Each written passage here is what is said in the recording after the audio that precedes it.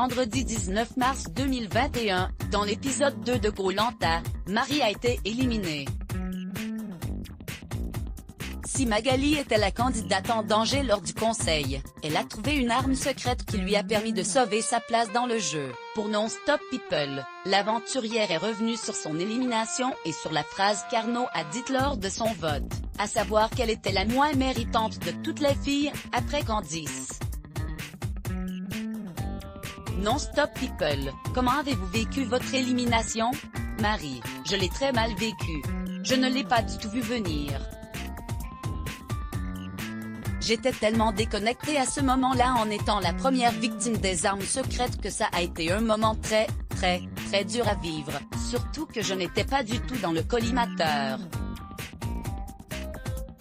Non-Stop People, vous parlez même d'échec face aux caméras. Marie: c'est exactement ça que je ressens à ce moment-là, et même encore aujourd'hui, quand je m'engage dans quelque chose, je vais me donner à fond jusqu'au bout. Je n'ai pas pu faire mes preuves dans cette aventure, c'est un échec, c'est clair. Avec du recul, je trouve que le mot est quand même fort parce qu'il n'y a pas mort d'homme non plus, ça reste un jeu. Mais c'est une aventure qui me tenait tellement à cœur, je m'étais engagée à fond et je n'aurais jamais pensé partir aussitôt à cause d'une arme secrète. Non-Stop People, comme quoi ces armes secrètes ont vraiment un impact sur ce qu'il se passe dans le jeu. Marie: bien sûr. Et puis, il ne faut pas oublier qu'il y a les colliers d'immunité. On a tendance à les oublier parce qu'on ne connaît pas encore vraiment l'enjeu des armes secrètes. Quand on en trouve une, on ne sait pas vraiment à quoi ça va servir. Parler de duel, être victime du duel et partir à la suite de ça aussi rapidement, il y a une sorte d'injustice, de déception énorme. Je ne réalisais rien, j'étais déconnectée du début à la fin. J'avais l'impression d'être dans un cauchemar, c'est tellement arrivé vite. Je n'ai rien pu maîtriser. Non-Stop People, dans quel état d'esprit étiez-vous lors du duel face à Magali? Marie: je ne suis pas dans le même état d'esprit que Magali à ce moment-là. Elle savait qu'elle allait sortir, qu'elle n'avait pas le choix de gagner puisque Candice était immunisée avec sa moitié de talisman.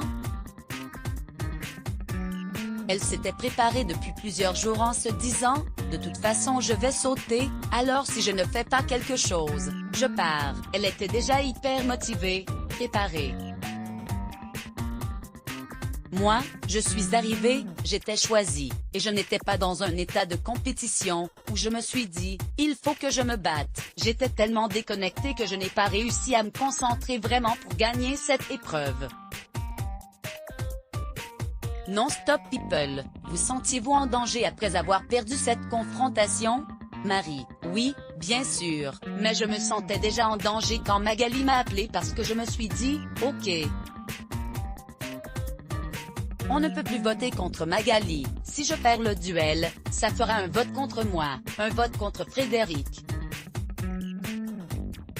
La plupart des gens ont oublié qu'il avait déjà ce vote contre lui. Moi, je savais que c'était les hommes contre les femmes. Après, c'était le début.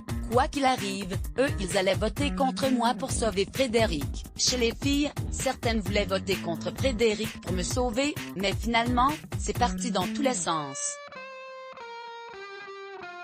Je sentais que ça allait partir en cacahuète tellement on était sous le choc. Non-Stop People, pourquoi selon vous, le choix de Magali s'est porté sur vous pour ce duel? Marie: Denis Brognard lui a dit au début, ça va être un duel d'équilibre.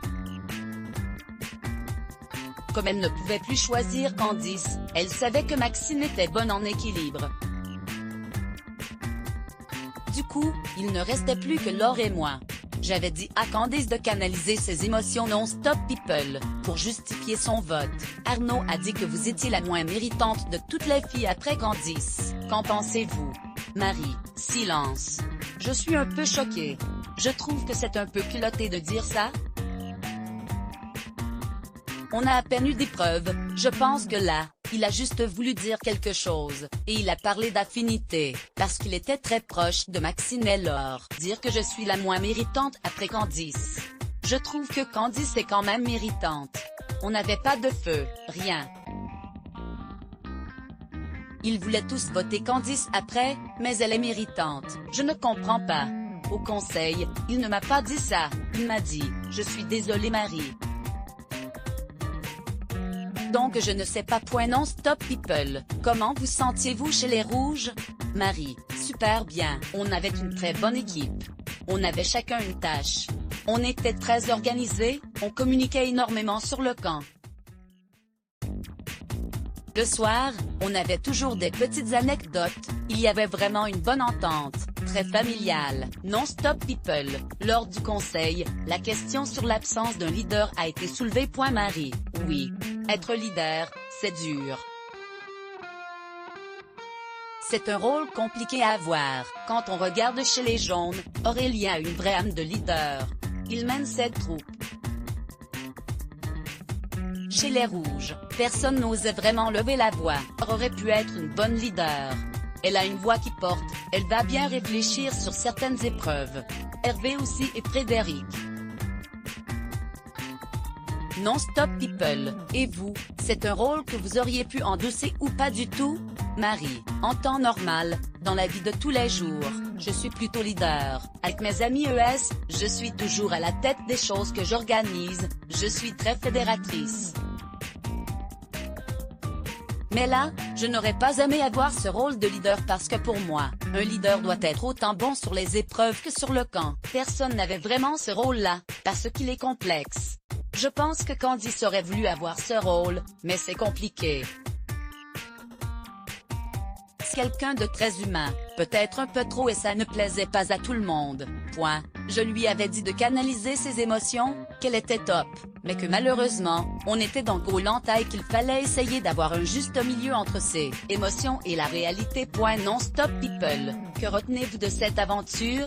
Marie, c'est une aventure qui m'a apporté beaucoup de choses, de très belles rencontres. J'ai créé des liens très forts avec Candice principalement.